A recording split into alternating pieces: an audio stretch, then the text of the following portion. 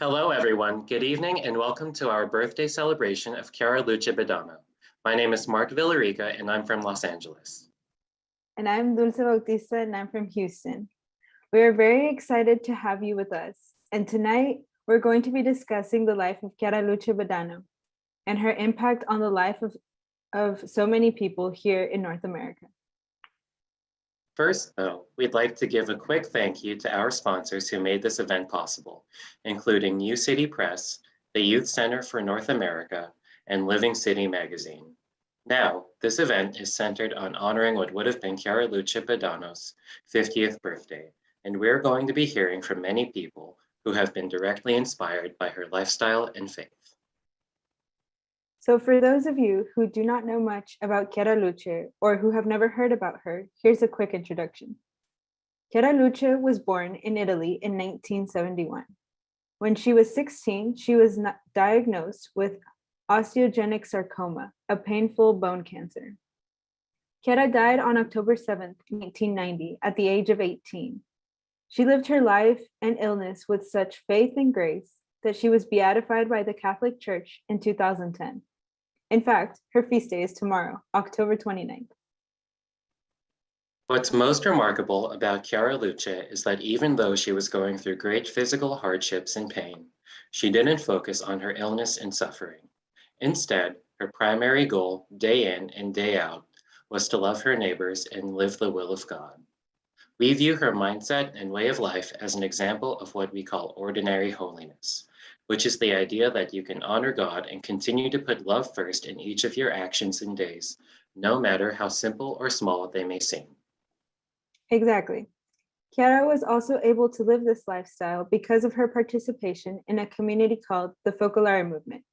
She became a member of the Focolare when she was 9 and lived the spirituality of the Focolare until her last days. In fact, she received her middle name, Luce, which means light, from the foundress, Chiara Lubich. The spirituality of the Focolare is based on the gospel and aims at building fraternal relationships among individuals, peoples, religions, and cultures. Many of the people that you will hear today are members of the Focolare and follow the same spirituality that helped Chiara Luce make her life a masterpiece of love. We're going to be showing several videos and hearing experiences from those whom Chiara Luce has inspired. So this program is meant to be an introduction of her life and legacy. Today is also an opportunity to present to you 2 brand new books that go deeper into her life that you may be interested in purchasing. The first is called Blessed Chiara Badano, Her Secrets to Happiness, which is an illustrated book by Geraldine Guadagno and Loretta Rauschhuber. And the second book is called In My Staying Is Your Going, The Life and Thoughts of Chiara Luce Badano, which is written by the Badano Foundation. We will have a chance to learn more about these books during our program today. We want to start our program with a very special greeting we received from Bishop Michael Mulvey from Corpus Christi, Texas. He sent us an audio message where he also mentions the new illustrated book on Chiara Luce. Let's take a look. Hello, everyone. I am Bishop Michael Mulvey of the Diocese of Corpus Christi, and I'm pleased to greet all of you who have joined online here today to celebrate what would have been the 50th birthday of Blessed Chiara Luce Badano. God's work through her life continues, and it is good for us to take time to recognize it and to communicate to the new generation the life of faith that she embodied. Several of the young people who come for confirmation already in the last couple of years have used her name as their confirmation name. Blessed Chiara Badano, Her Secrets to Happiness, is an invitation to everyone, but especially to young people. It's an invitation to discover the beauty of a deep relationship with God. It's a relationship that develops by living in the present moment and by serving others, even amid their own trials. Each one of us has our own unique journey to experience with God, and yet we can all be accompanied with each other along the way. May God continue to inspire each one of us to live his word to live the present moment, and to see the presence of Jesus in every neighbor. God bless each one of you.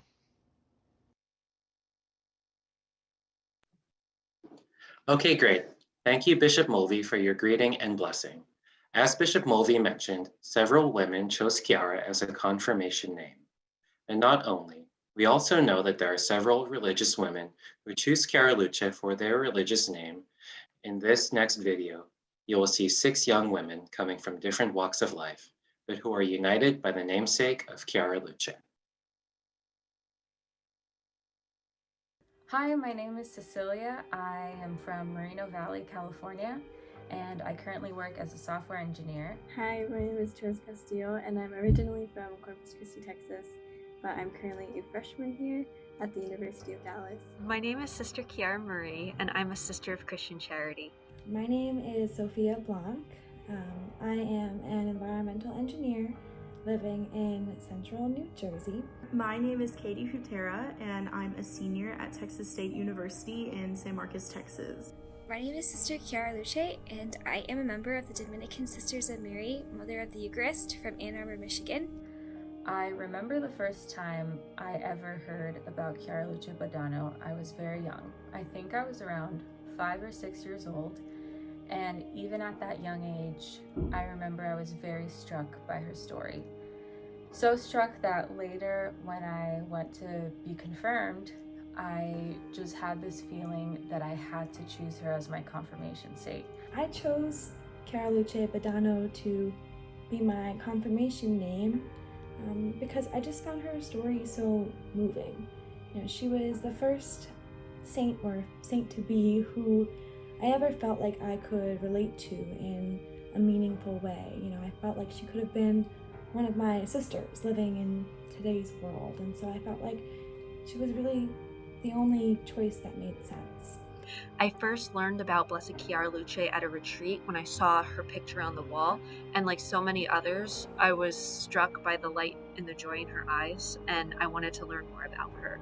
So I watched her documentary, and I was just so struck how clearly I could see Jesus reliving his life and his passion through her life, and I wanted to surrender myself in that same spirit. I chose Chiara because she was someone who I was familiar with, but I also felt like I could relate to her story. And even more recently, I found myself going back to her story and praying with her words of, "For you, Jesus, if you want it, I want it too." And I chose Chiara Luce Badano as my confirmation saint because I was really inspired by the model of her life as a Gen. Knowing that, you know, she read the same gospel, the same word of life, and she's on her way to becoming a saint, it just made me realize that holiness is very attainable.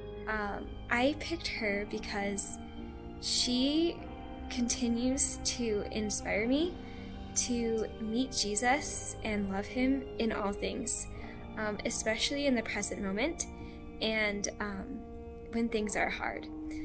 And I've never looked back on that decision, and I feel like a little piece of the love that emanated from Chiara Luce gets to live through me.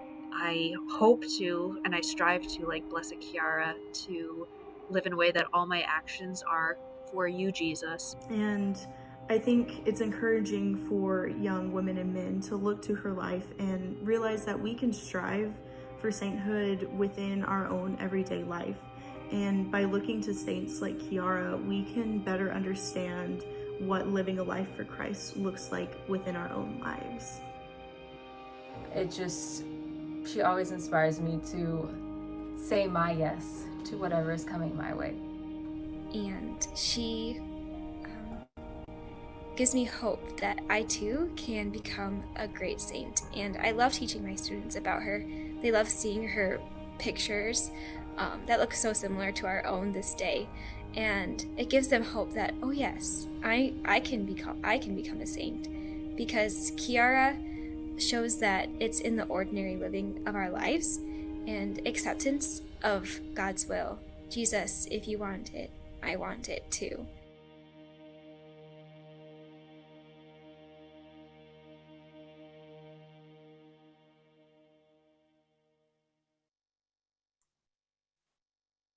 Wow, what an inspiration. It was beautiful to see how Chiara Luce's life has impacted so many of these women. Next, because this is supposed to be a party, we need some music. So we have Anne Rusher from Ohio here to present a song she composed for Chiara Luce. My name is Anne. I'm very excited and honored to be a part of tonight and to be here with you. And in just a minute, you're going to hear a song that I wrote that I'm going to share with you. But before I do, I wanted to just take a minute to kind of give you a little bit of the backstory of the song and where it came from. So when I was 20, there was a group of youth from my youth group that were putting together a presentation about the life of Chiara Luce to present to the community. And my youth leader at the time knew that I liked to write songs, and so she asked me if I would write one for this event. I just wasn't sure how that was going to go. I just really couldn't say no, and so I told her that I would. And I could put it off for quite a while and just kind of just set it on the back burner and was like, I'll get some inspiration at some point. And then it just never really came. And so one night we were talking on the phone and I was explaining to her that I was really having a hard time, I guess putting into words what the life of Chiara Luce had meant to me, because I had known about her from a young age and she was someone that I held in very high regard. In some ways, she was so relatable because she was lovingly coined, the Saint in jeans, because she was somebody who was so down to earth. She just was a young girl just living her life. But at the same time, she was completely unrelatable because she lived her life in this extraordinary way. And so I was talking with my youth leader at the time, and I was explaining that I was having a hard time. And she said, write the song for the one person in the audience who needs to hear a message of hope, who needs to hear about the hope that Chiara Luce's message brings. And that was really all the inspiration that I needed, because I think that phrase summed up so beautifully what Chiara Luce brings to the world, because she is all genuineness, all simplicity, just a true authenticity of that's what she brought to the world, but in such a beautiful and extraordinary way. And so that conversation with my youth leader was what put the line in my head that was ultimately the beginning of the refrain, which was, this is a call to anyone who's ever felt alone, because that's really what Chiara Luce was for my life, and what I think she was for so many people, was a call to holiness, because she brought that call in such an authentic and relatable way, just simply being who she was, and that was really all there was to it. The song that you're about to hear is called Faith. I'm very grateful to be able to share it with you all today, and I hope you enjoy. Thank you so much.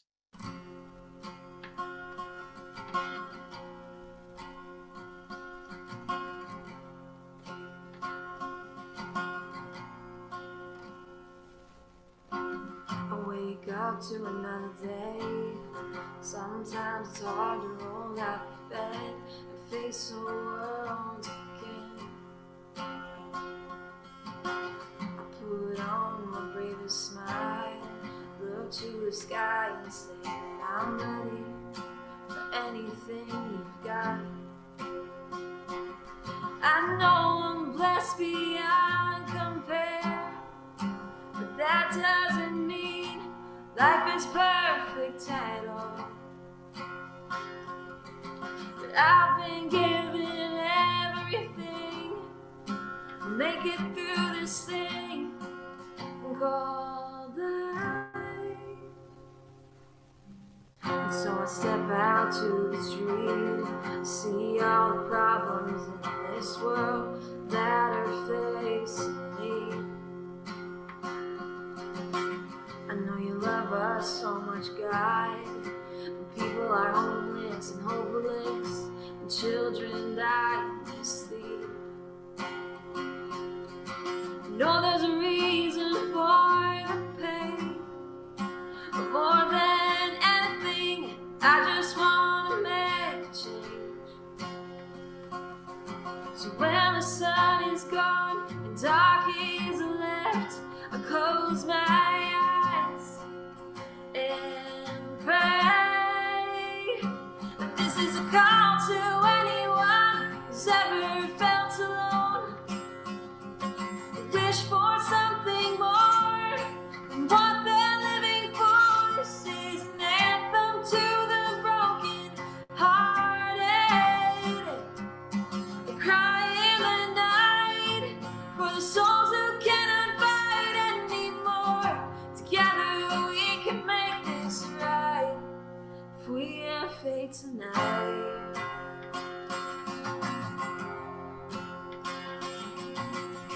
To recall how the ending starts.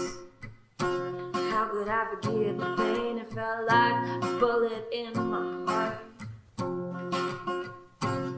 It felt like old like time, as I waited to hear them say this could be the end. I placed my head inside my hands and cried for the life I might never have. When I was done, I wiped the tears from my eyes. I said with all the strength left in me, yeah. And this is a call to anyone who's ever felt alone. Wish for something more than what they're living for. This is an anthem to the broken hearted. Cry in the night for the souls who cannot fight anymore. Together we can make this right if we have faith tonight.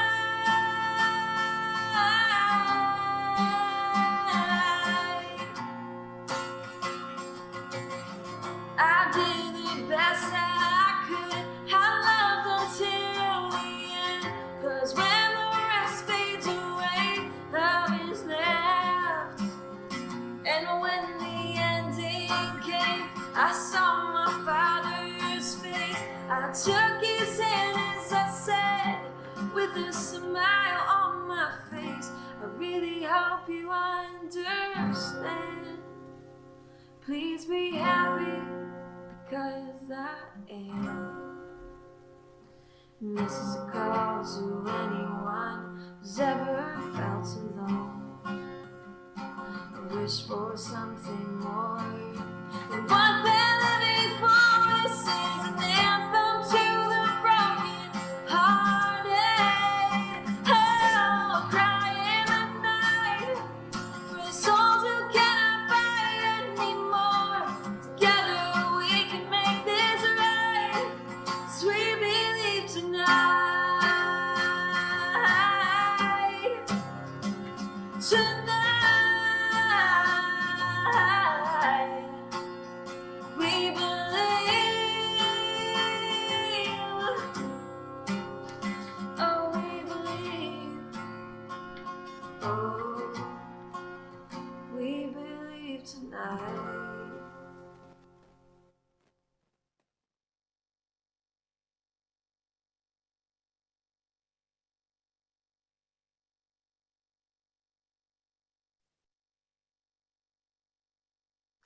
Thank you so much, Anne. How beautiful was that? Moving forward, we have the author and illustrator of one of the books we mentioned earlier here with us tonight for an interview. We'd like to welcome author Geraldine Guadagno and illustrator Loretta Rauschuber. Geraldine Guadagno enjoys writing in a variety of genres for children and adults. Her books include 5 Steps to Facing Suffering and John of the Smiles. Loretta Rauschuber's creativity started when she was 15 with scenic oil on canvas artwork. Blessed Chiara Luce Badano is her second book of illustrations to be published. We want to get to know Chiara Luce through some of the illustrations from their new book, Blessed Chiara Badano. Now, we all know the saying that a picture is worth 1,000 words, so these illustrations should really help us further understand Chiara Luce's experiences. Jerry and Loretta, good evening to you both. Hello, hi Mark. Good evening, everyone. Great to be here.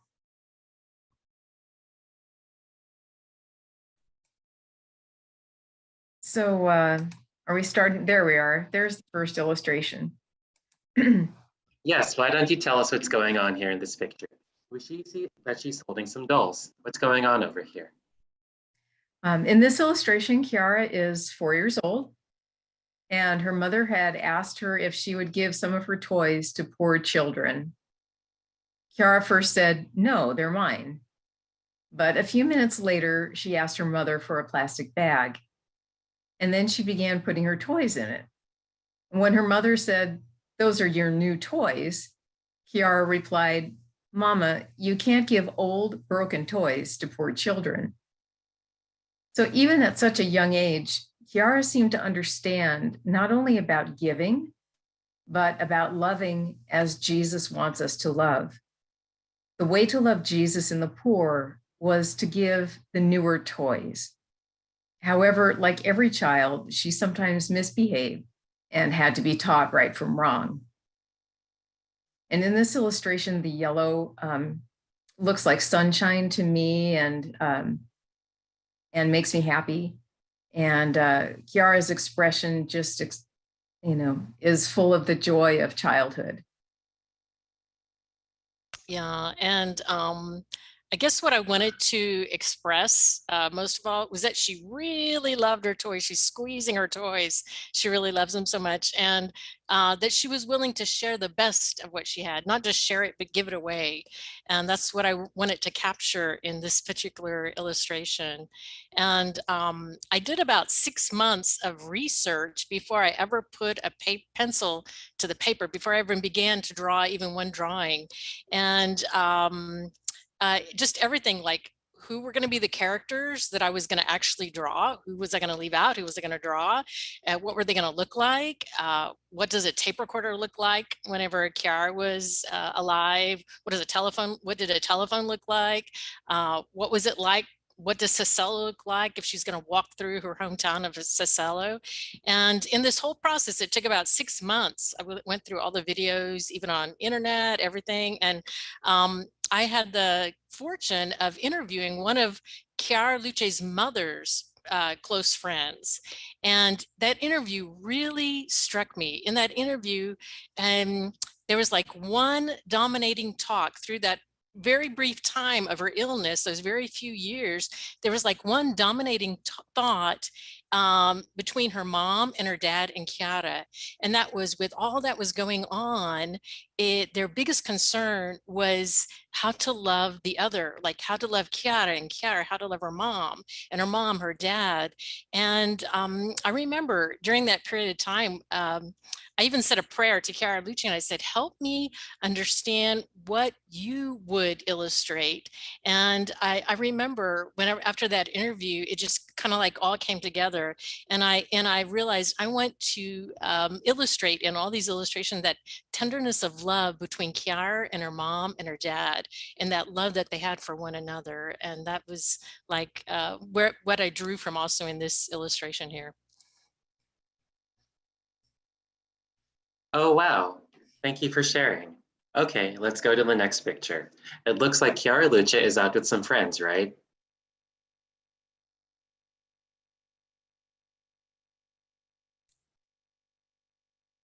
There we are. Sorry about that.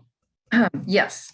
Chiara liked to have fun, and her friends enjoyed being with her. She was a normal teenage girl, but she had also learned about living a life based on the gospel.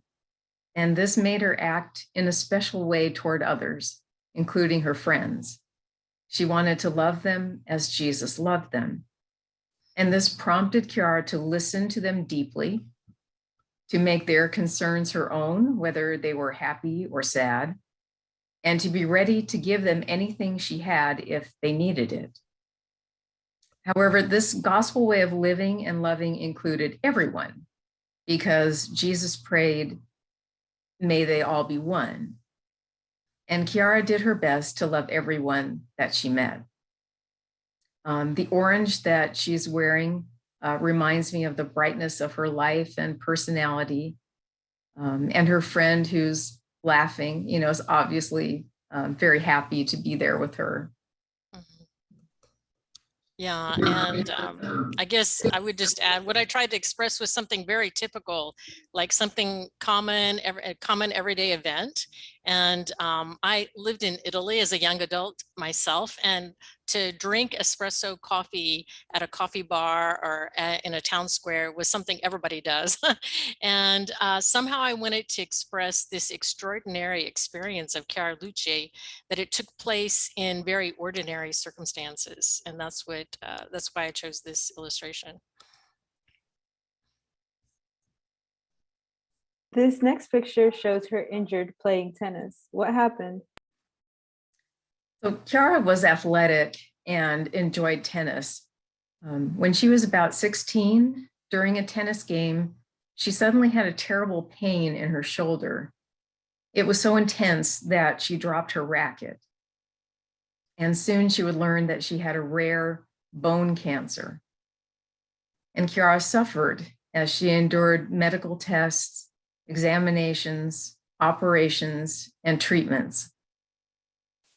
But in the gospel way of living, Chiara had learned that Jesus was present in every difficulty and suffering. He was there in a very special way, in the same way that he had once suffered feeling forsaken by his Father while he was on the cross. And it was a struggle, but through it all, Chiara did her best to love Jesus hidden beneath her illness and to keep loving others as Jesus loved them. And those others included her doctors, other medical staff, and even other patients. And at the same time, Chiara's friends who also wanted to live the gospel stayed close to her and her family in order to love her as she experienced the suffering of Jesus. And in this illustration, there's a lot of movement you can see in her ponytail and her skirt. Just really nice.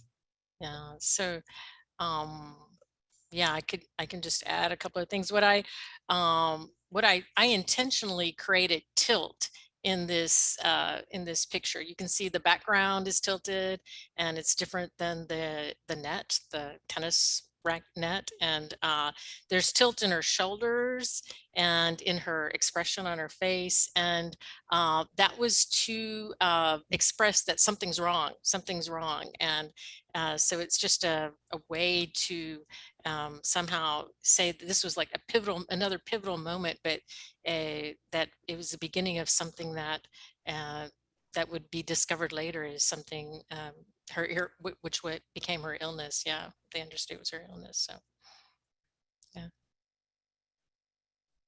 I see. Lastly, we have a picture of her in her bed. Tell us about this moment.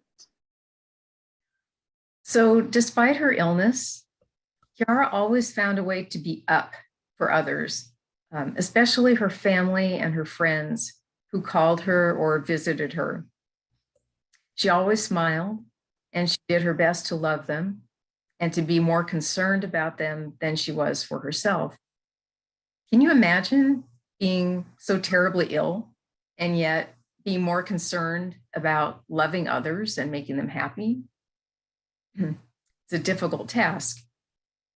At one point, her father wondered if she might be putting on an act.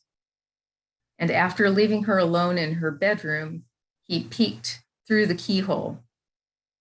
And there was Chiara still smiling through all of her pain. And I think that her smile meant she was focused on Jesus always being with her. Yeah. This particular illustration is very dear to me. It was something that when I read the manuscript and I realized that Jerry had written about this particular episode, I knew I wanted to illustrate it. And the reason is because I was living in Italy and actually part of the Italian focolare community during the years of her illness, of Chiara Luce's illness.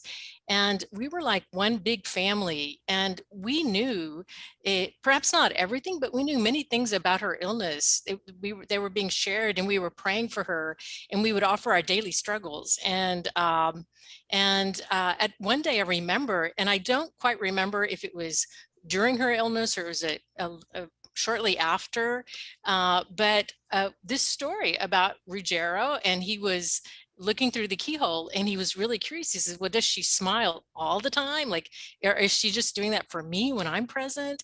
And I don't know, for me, and that the first time I heard it, it gave me so much strength. And so many times after that, like to pick myself up and smile when I'm disappointed or in front of a failure, when I realized I failed.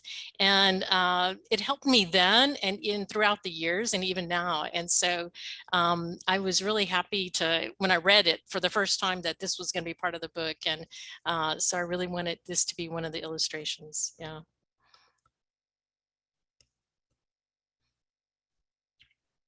Oh, wow, that's beautiful. Thank you so much, Jerry and Loretta. We really appreciate that you took the time to share your knowledge with us. And the illustrated book, Blessed Chiara Luce Badano, Her Secrets to Happiness, is intended especially for a young audience and can be a powerful resource for confirmation classes or religious education in general.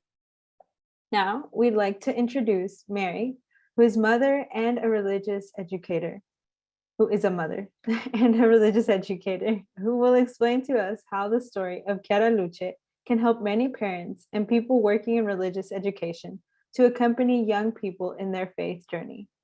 Can you tell us more about that, Mary? My name is Mary Black, and my husband Charlie and I have been married for 33 years. We have 4 sons, and they are now all young adult men. We were always involved in our faith formation of our children from the very beginning, even within our parish where I volunteered for 5 years teaching religious education to the elementary age. Then, as our kids grew older, I shifted into middle school and high school, but I also was on staff for the last 10 years in confirmation programs in the Dallas Diocese. And it has taught us so much in reflecting on what parents are going through. So many of the comments that we heard that parents struggle with is, I don't know how to parent in this day and age. My kids, my teenagers don't want to go to church, they don't want to go to mass. They think it's boring. And my favorite is, how can I make my kids holy? Like I can't. And all of those struggles are struggles that Charlie and I went through. And reading the story of Chiara Badano showed us so much of how her parents had a relationship with her. When she was younger, they offered her advice. They didn't demand it, but they offered it. What did you think about this? What do you think about that?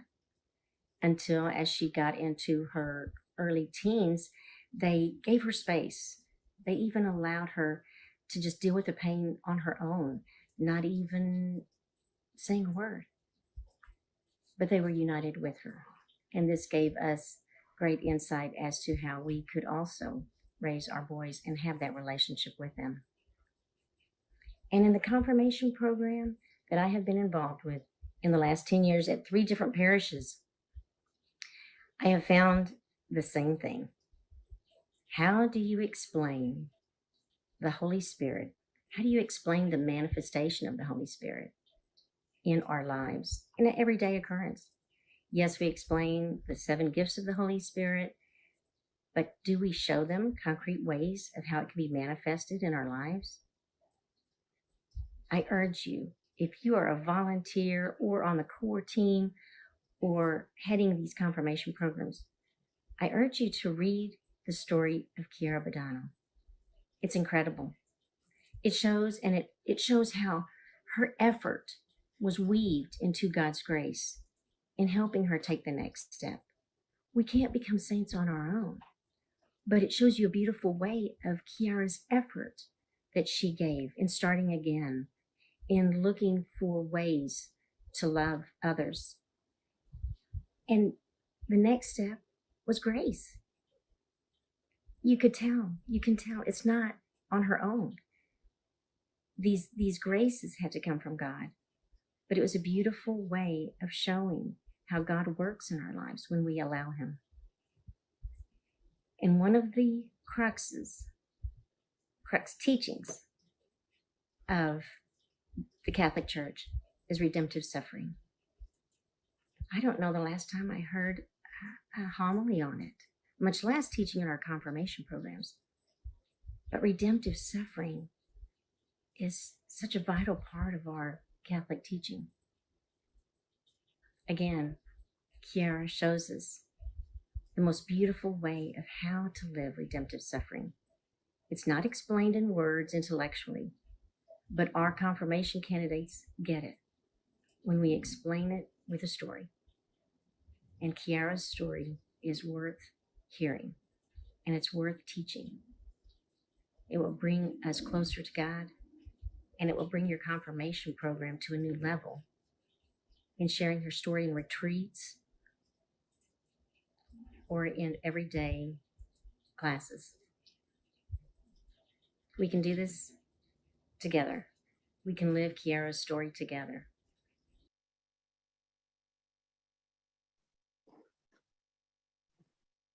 Thank you, Mary. We hope that the 2 new books of about Chiara Luce Badano will be useful resources for many parents and religious educators. So, Chiara Luce was beatified in 2010. Thousands of people from all over the world gathered in Rome for that celebration. And several members of the Focolare from the United States made the trip to Rome to attend the event. We have 2 of them with us now to share their experiences with us, Karen Dizon and Noah Gonzalez. Karen, how was the beatification for you?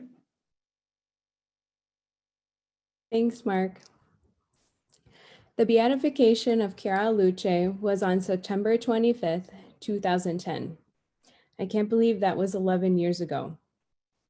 I was still a young girl at the time, and I traveled to Rome, Italy to be one of 20,000 people present for the event.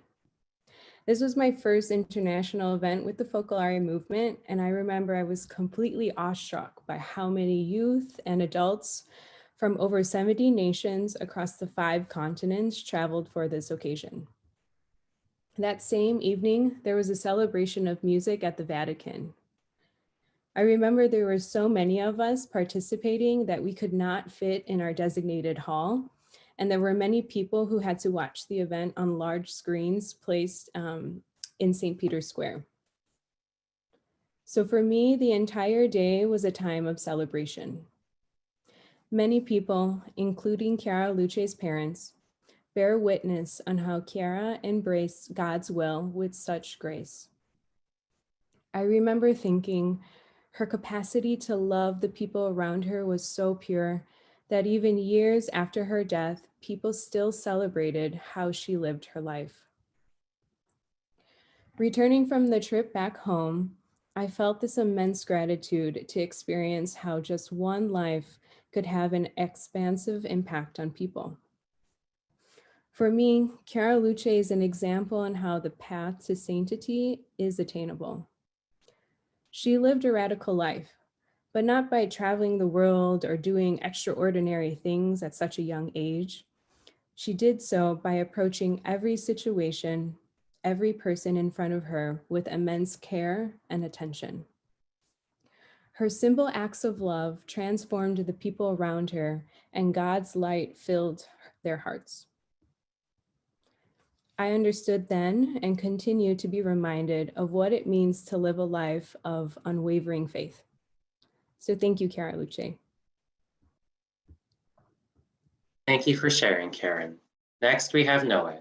What did going to Rome for the beatification of Chiara Luce mean for you? Well, hi, I am Noe Gonzalez, and I am 31 years old. So I met the Focolare when I was 12 years old through Mike Morris, which was our youth coordinator in California at the time. And he's also one of the organizers for today. And I met him at our local youth group in Madera, California. So later, when I was 15, I went to my first Focolare event called the Mariapolis. There I met many wonderful friends, learned all about the Focolare movement, and fell in love with it all. In September of 2010, I was a different person. I was about to be 21. At this point in my life, I'd been working on an ambulance and as a fireman for 2 years. Needless to say, morally, I was at my worst. Although my job was to help people, the stress produced by the calls I responded to and the horrible events I witnessed definitely changed my outlook on everything. I guess looking back now, I couldn't deal with those experiences and I didn't know how to talk about it. All I knew was that the only people that understood me were my work partners.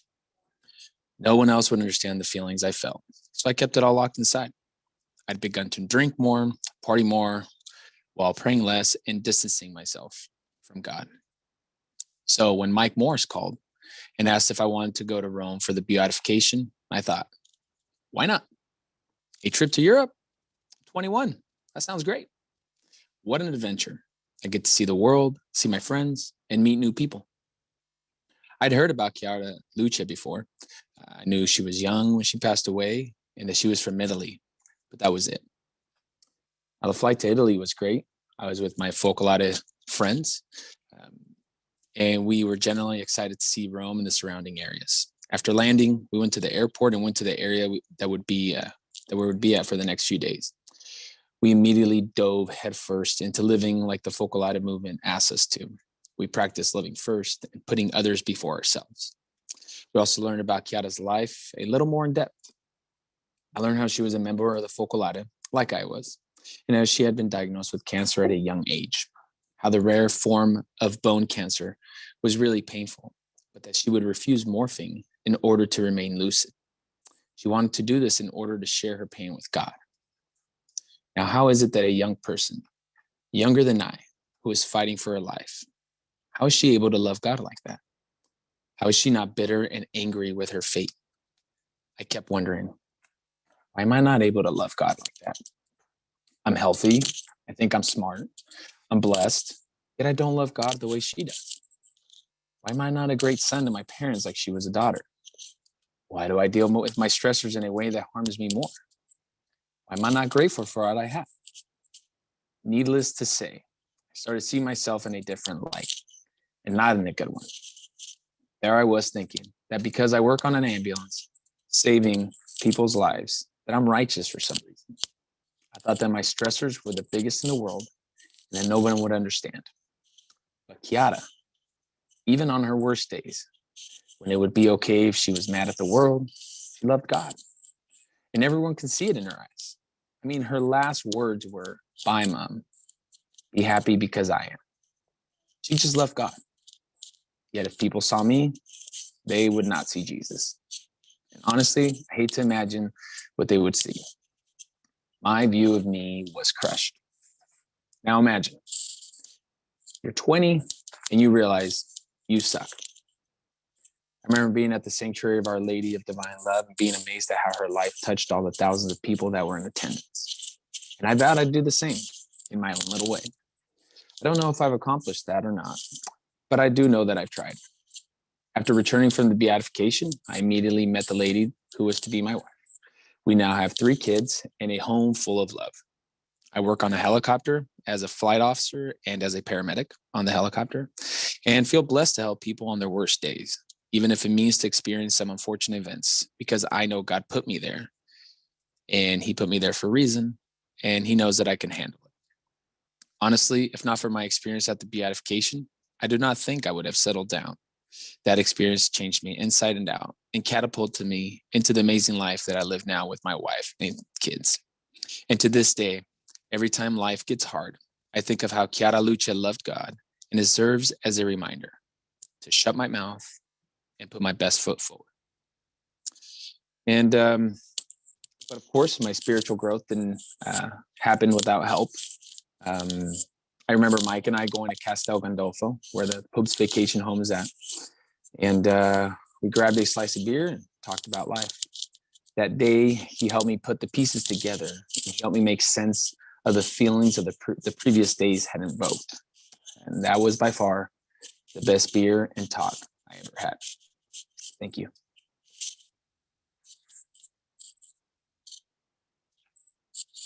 Wow, thank you so much for sharing both Karen and Noah. Very moving stories. Well, moving forward with the program, we'd like to bring on Jessica, a person who has a special connection with Chiara Luce. Blessed Chiara Luce touched the lives of so many people, like Karen and Noe are examples of. And she touched so many people around the world who through her found solace and light, especially in these difficult moments. But for Jessica, the encounter with Chiara Luce was something that changed her entire way of living and helped her discover her own vocation. Let's take a look. Hi y'all, my name is Jessica Behrens and I am a relocated Yankee living down in Atlanta, Georgia. And I'd like to share with y'all a little bit about how I met Chiara Luce Badano. I like to use the word met because it really was this encounter with an actual person and not a nice story or memory of someone who lived a good life a long time ago. And so this was about 10 years ago, right around the time of Blessed Chiara Luce's beatification. And it was a difficult moment for me. I started to get sick with symptoms that doctors thought were the first stages of multiple sclerosis. I had always been healthy. I even played basketball in college. And so it was a new experience for me. The unknown, an illness like MS wouldn't allow me to do things that I had planned for my life. After all these diagnostic tests, it just left me scared. And one of these tests was a spinal tap, gone completely wrong. I had some complications from it. After the procedure, I was in bed for several days, just with this excruciating pain. It was really the worst pain I had ever been in my life. And I just felt completely abandoned by God, like he was supposed to be there to help me, but I couldn't feel him at all. A few days later, I came across this random article in my inbox about the story of Chiara Luce and how she had lived her experience of illness. She had died of cancer, a really painful type of cancer, right before her 19th birthday. And so during that experience, she would say to God, "If you want it, Jesus, then I want it too." And so reading this article, I was overflooded in that moment with just this sense of joy and peace, as though Chiara Luce were coming into my own scary reality and offering her friendship. I also saw her as his teammate, going back to those basketball days that God had sent to run beside me so that I could make it too. Because in college, what would happen when we would do sprints, if you were kind of slow, which I was always a slower player, our coach would pair you with a faster player. And what always happened was that that slower player picked up the pace of the faster player, and running together, they both made it in time. And so I thought of Chiara Luce as this faster player who was coming to run beside me. That basically launched our adventure. And I really tried to learn everything I could about her, research it online, whatever language it was in, Spanish, Italian, whatever. The love she had for everyone was so open and universal. And she lived the present moment just focusing on what was in front of her and who she could love in front of her. And so trying to live like that really changed my perspective. Instead of being fearful for what the future might bring, the big unknown, would I get sick, would I not get sick, whatever, I started instead to just wake up with joy, thinking today I get to love. And so more moments of life, whatever they meant, just became more opportunities to be able to love. And so little by little, as I was running next to Chiara Luce, I realized that she was taking me someplace. And this was to discover the focolare spirituality that she had lived when she had been alive on Earth. She had been a youth member of the focolare movement. The focolare really has at its core the belief that God is love, and that God is love especially in moments of suffering. And so it recalled me back to those days of intense pain on my sick bed when it really wasn't the absence of God, but it was an experience of God himself. And even Chiara Luce, when she suffered, she would say, "I often feel crushed by suffering, but it's in these moments that God is coming to visit me." And so I thought, okay, if God is love even in suffering, I can't do anything better than with my life than to return his love and to follow him. I also offered my life path, my vocation, my future to Chiara Luce, telling her and God, you know, whatever you want, I'll be happy with. And little by little, it became clear what God wanted of me. And it turned out to be the focolare. So now I live down in Atlanta. I'm in community with 5 other consecrated women, and we try to put Jesus's commandment of mutual love into practice so that God can be with us and then we can be an expression of his love for the world. In the end, I actually never had a recurrence of symptoms. Surprise, not sick. Maybe, who knows, maybe it was all an excuse of God to be able to discover his love. And so, as Chiara Luce would say, young people are the future. They have only one life to live, and so it makes sense to spend it well.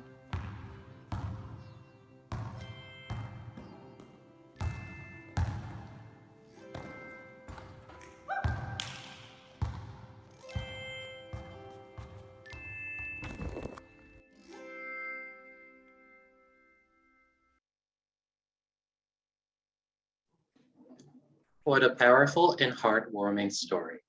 So, in her experience, Jessica said that through Chiara Luce and the Focolare spirituality, she realized that even in moments of suffering, we can find and experience God's love.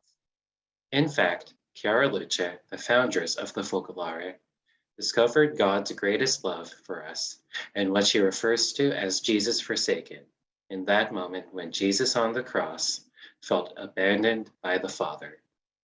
Chiara Luce Badano learned about Jesus forsaken from a very young age, and we can say that Jesus forsaken became one of her most important secrets to happiness. We asked Father Tyler, who is a priest and a member of the Focolare, to explain to us what we mean when we talk about Jesus forsaken and how all of us can live this reality in our daily life. Hi, my name is Father Tyler, and I'm a priest in Sioux Falls, South Dakota. I want to share just a little bit about Jesus Forsaken and just an experience that I've had recently of Jesus Forsaken. Jesus Forsaken refers to Jesus when he's on the cross, and one of his last words is he cries out, my God, why have you forsaken me?" And in that moment of Jesus crying out in forsakenness, it's the greatest suffering of Jesus, but it's also when Jesus loves the most. And so suffering and love are combined, and the suffering is transformed by the love. And so in Jesus Forsaken, he takes on every suffering, every pain, even every sin is taken up and can become, in a way, the face of Jesus. Because in every pain or suffering or sin can become the face of love, the face of Jesus forsaken.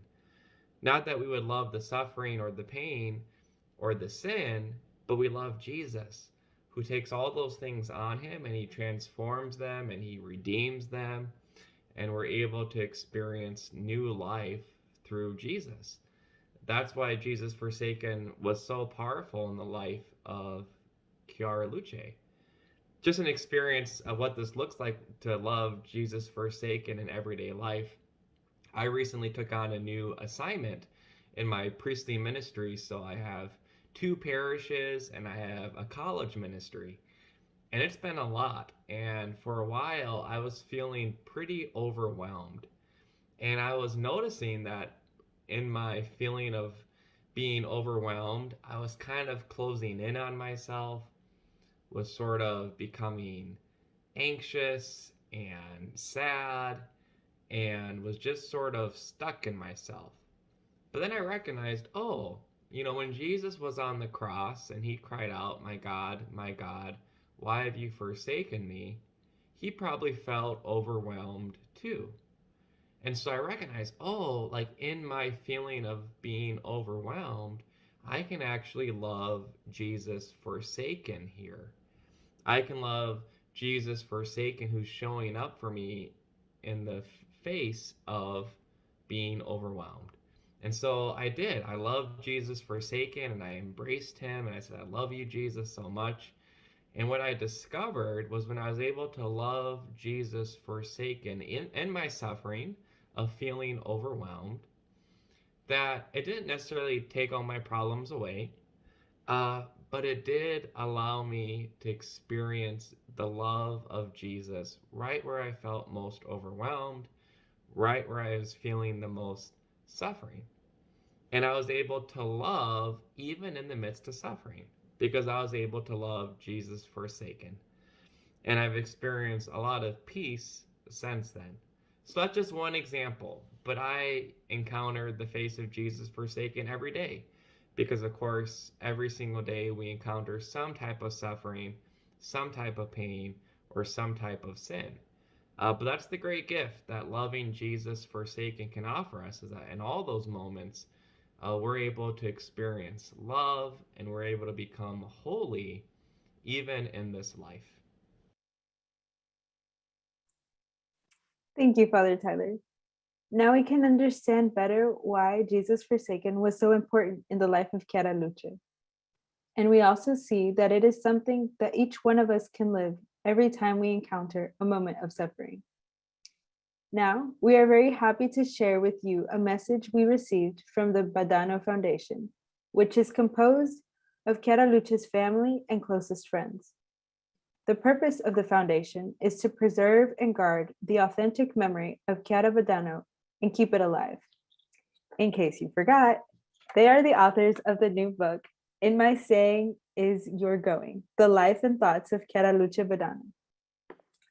They are very busy these days preparing the celebration for Chiara Luce in her hometown, Sassello, but they wanted to be present here with us through a video message. Let's watch it together.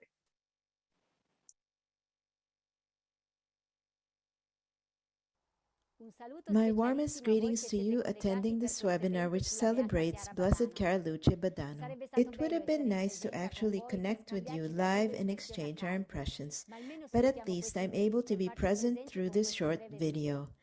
Many greetings from everyone at the Chiara Badano Foundation, whom I represent at this moment, and especially from Maria Teresa Badano, Chiara Luce's mother, who is also the president of the foundation. She sends her greetings with a big virtual hug to each of you. My name is Kika, and I was a close friend of Chiara Luce. This webinar offers the opportunity to get to know Blessed Chiara Luce a little better on the eve of what would have been her 50th birthday. We are actually kicking off the celebration with you in the US and will be continuing to celebrate tomorrow in her hometown, Sassello, Italy. This celebration is also an occasion to launch 2 new books on Chiara's life. A lot of work went into the release of these 2 new books here at the foundation. It demanded a lot from us and made us question ourselves deeply to make sure that everything written here truly expresses what we, her family and friends, witnessed firsthand alongside Chiara Luce. In fact, we feel called to share the real Chiara just as she was, with her typical characteristics that appear more and more precious to us as time passes. We also want you to have a direct relationship with her. What we wrote as a foundation is the volume entitled In My Staying Is Your Going, The Life and Thoughts of Chiara Luce Badano, where the one who speaks is above all Blessed Chiara Luce. In fact, her writings and her thoughts guide the short biography which summarizes the most important stages in her life. These are all truly attested words collected in the small volume. In these pages, what comes to life beyond her spiritual adventure are the love of her parents and of her many friends with whom she shared the joys, hopes, and sufferings of her life. After many years, we can say that Chiara Luce speaks not so much to the crowds, but directly to the heart of each person in ways unknown to us. She knows how to touch people in a wonderful way, and this never ceases to amaze us. Therefore, we hope that through these 2 books, it will be Chiara Luce herself to tell her own story, involving readers in dynamic ways to get to know her better. As I mentioned, I was one of her close friends. I was a little older than Chiara Luce. I met her through my involvement with the Focolare movement. With just a glance, we understood that we would be friends forever, and this immediate friendship grew stronger and deeper every day. When I went to visit Chiara Luce after she became sick, we did not talk much about her illness. Instead, she communicated serenity, peace, and joy to all who approached her. Chiara Luce simply continued to love her parents, doctors, and nurses, and us, her friends, until her very last breath. I was also able to be with her during this entire time of her illness, and I saw with my own eyes the wonders that God performed in her, and how she corresponded to what God was asking of her. And for me, this was a really special gift. Being with Chiara Luce, I experienced an atmosphere of extraordinary normality of heaven on earth. This is how it was with her. Extraordinary things became normal, and normal stuff acquired a sense of sacredness. As a witness, I can say that Chiara Luce's life was a crescendo of light. She never gave many speeches or did extraordinary things, but her yes to God moment by moment, one small step at a time, with simplicity, was extraordinary. It was then and is still today what continues to conquer and fascinate many people, especially young people who see in her a role model and someone that shines light on their path. Especially now during this pandemic when life is full of uncertainties and it becomes difficult to plan a future, her life continues to give hope to the heart. We hope that many people in the U.S. will get to know Chiara Luce through these two books. And just as it has been for me, I hope the reader will be able to start a direct conversation with Chiara Luce and find a special friend in her. In closing, I'd just like to let you know that here at the Foundation, we'd love to hear from you. We welcome your feedback and you can write to us at fondazionechiarabadano.org. We can also stay connected with news, projects, and initiatives inspired by Chiara Luce through our website, chiarabadano.org. You are all welcome to join us at our next appointment, which will be on October 29th to 30th to commemorate her liturgical feast day. Happy reading and see you soon.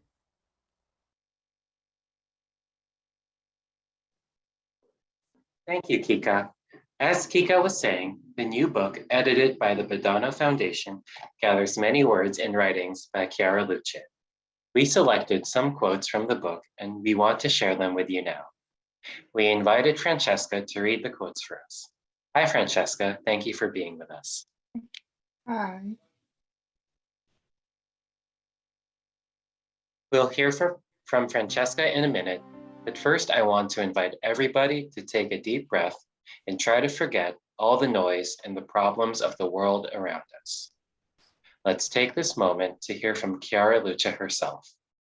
Imagine she is talking to you right now in a personal way.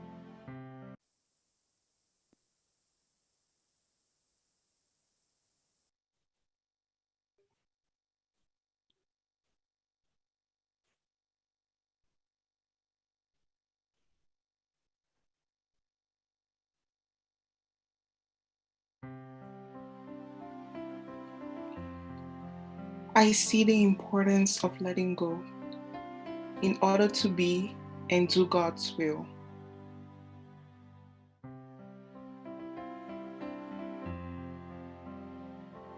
I feel so small and the road ahead is so difficult. I often feel overwhelmed by the pain, but it's the spouse who comes, correct? Yes, I say it again with you. If you want it, Jesus, then I want it too.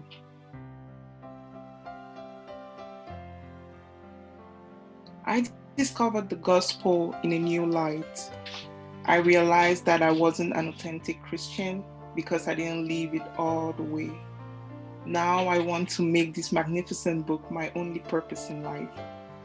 I can't and don't want to remain illiterate of such an extraordinary message.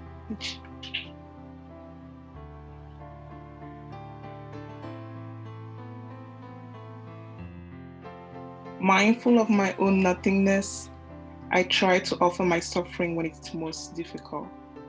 Being mindful of God's love.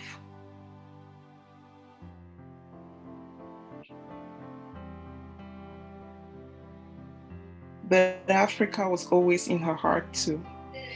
She gave the money she received from her birthday to Gian, a friend of the family who was about to leave for Benin. She handed it to him, explaining, "I don't need this money. I have everything."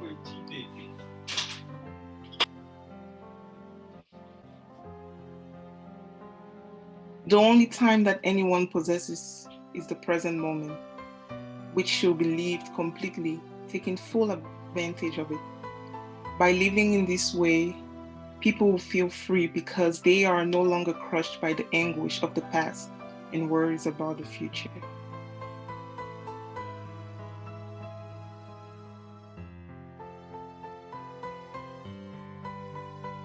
I only care about doing God's will, doing that well in the present moment, keeping on playing God's game.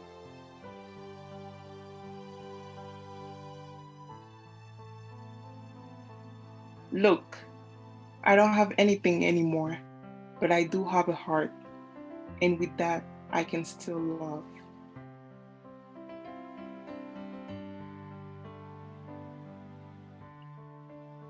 A person could give meaning to everything by going beyond selfishness and giving value to everything by doing it for others. Perhaps we would have to give a new intention to each of our actions, and we will certainly feel more fulfilled and become more aware of the value of life as a precious gift that cannot and should not be wasted nor burned up in sterile selfishness and useless ambition.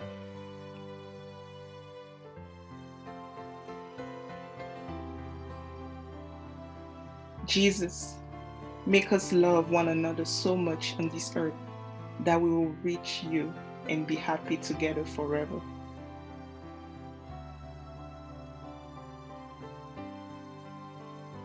We have begun our adventure doing God's will in the present moment.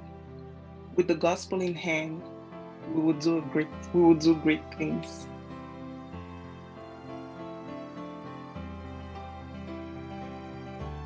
I offer all of you my nothingness so that the Holy Spirit may bestow on all these young people all his gifts of love, light, and peace, so that everyone will understand what a free and immeasurable gift life is, and how very important it is to live every moment of life in the fullness of God.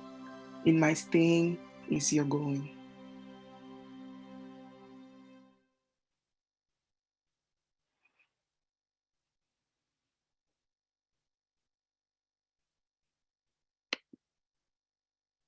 Thank you, Francesca.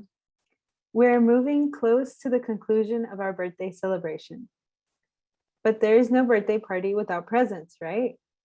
And I am sure that all of us would like to give Chiara Luce a present to thank her for her living her life to the fullest.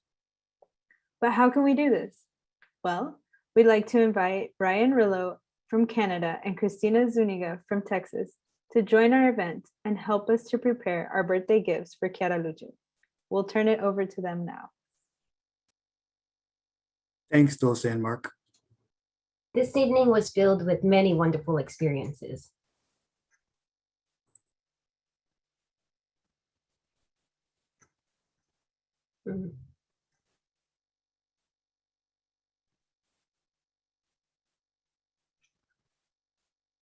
Ways Chiara Luce has impacted so many lives. From all those who shared about why they chose Chiara Luce as their namesake, to Anne being inspired to write a song, and Jerry and Loretta sharing their talents to write a book and illustrate the life of Chiara Luce. Yes, it was also great to hear from Karen and Nora's experiences when they attended Chiara Luce's beatification, and Jessica, who shared her own personal experience of living Jesus forsaken and listening to God's will. Chiara Luce's light shines bright and brings forth inspiration to live life to the fullest in each of our own lives. What struck me most about Chiara Luce's life was her love for Jesus forsaken. In one of her writings, she said, "I rediscovered Jesus forsaken. At first, I loved him rather superficially, and I accepted him in expectation of the joy that would come to me. I realized that I was doing it all wrong.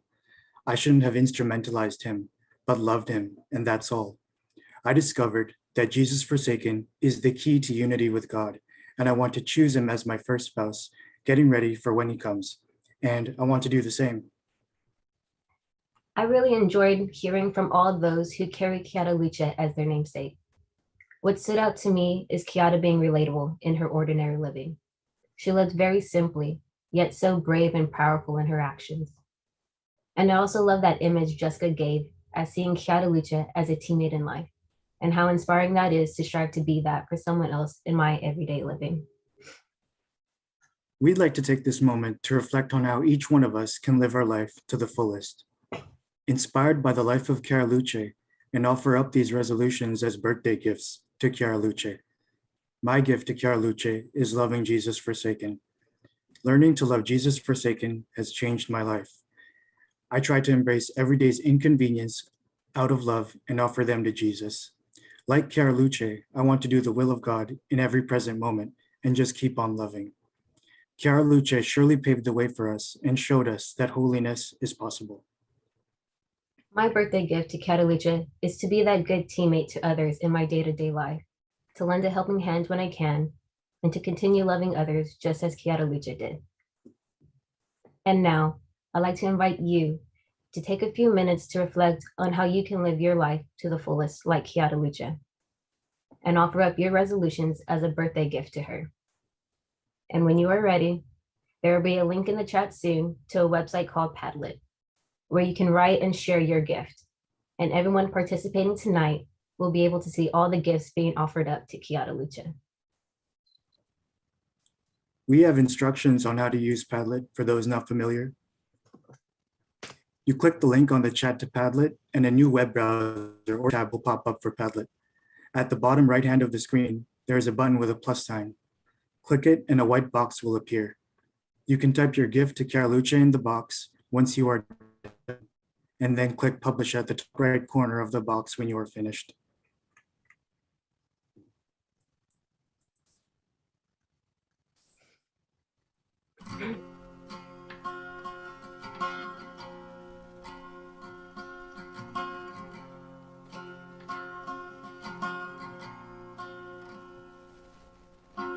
I wake up to another day. Sometimes it's hard to roll out of bed and face the world again. I put on my bravest smile, look to the sky and say that I'm ready for anything you've got. I know I'm blessed beyond compare, but that doesn't mean life is perfect at all. But I've been given everything to make it through this thing called life. And so I step out to the street, see all the problems in this world that are facing me. I know you love us so much, God. When people are homeless and hopeless, and children die in their sleep. I know there's a reason for the pain, but more than anything, I just want to make a change. Wow, thank y'all for sharing. So when the sun is gone and dark is left, I close my eyes and pray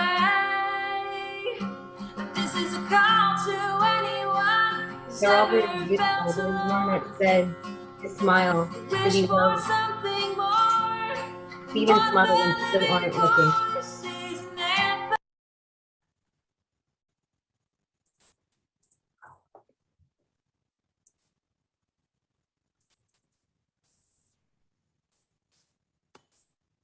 To say yes to him. Ooh, these are moving really fast. To say yes to him in each moment.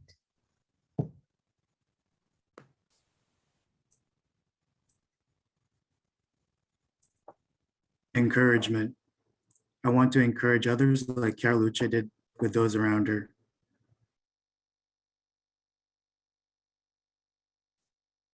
In moments of suffering, increase love. To start over again. A new choice of Jesus forsaken and living for unity.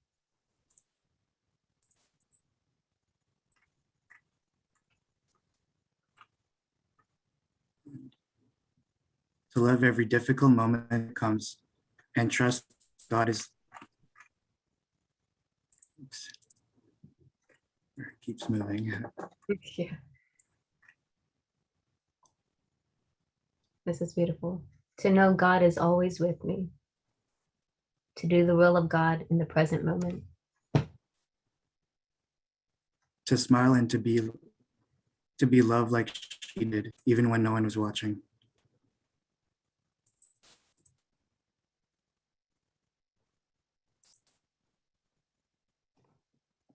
Thank you all for offering up these beautiful birthday gifts to Chiara Luce.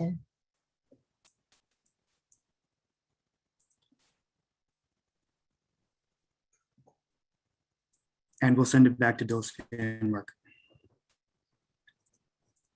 Thank you very much, Ryan and Christina. So this now concludes our program. We'd like to thank all of the people behind the scenes who made this possible. We'd also like to thank the organizations New City Press, the Youth Center for North America, and Living City for planning and sponsoring this event. We'd also like to thank all of our guest speakers for sharing their time and life lessons with us. And of course, we'd like to thank all of you for joining us.